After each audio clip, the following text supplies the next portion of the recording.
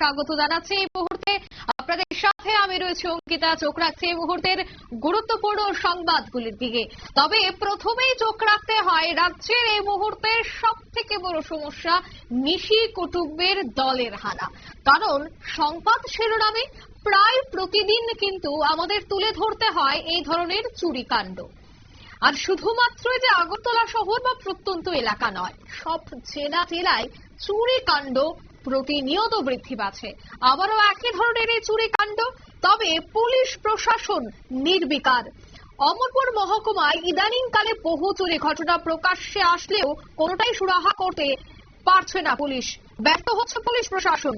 Is office সহ 4টি স্কুলে চুরির ঘটনা অথবা মালবাসা গ্রামে দুঃসাহসিক চুরির ঘটনা, কিন্তু কোনোভাবেই চোরের মূল মাস্টার মাইন্ডদের গ্রেফতার করতে পারছে না পুলিশ। কোনো কুল কিনারাই করতে পারছে না মহকুমা পুলিশ। এক প্রকার পুলিশ ব্যর্থতার কারণে আবারও একটা দুঃসাহসিক চুরিকাণ্ড প্রকাশ্যে এলো আজ সকালে।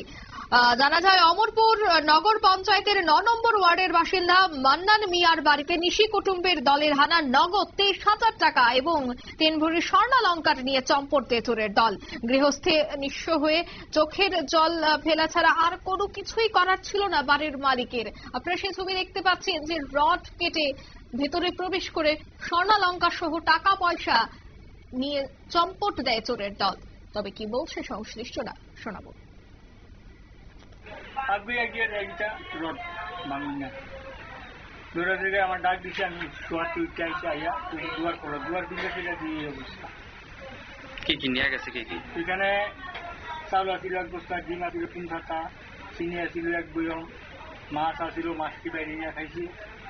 তারপরে টাকা আসিল 3 ভাগে 23,000 কত টাকা জানি আসিল, টাকাটা নিচে।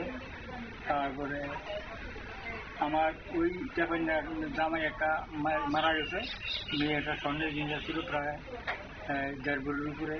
আর আমরা বাড়ি আমার পরিবারের বড় মায়েরা ও ধরেন না, ও 1.5 ভরির উপরে 3 ভরির উপরে স্বর্ণটা নিচ্ছে। আর কাপড় চোপড় আসছিল নতুন নতুন।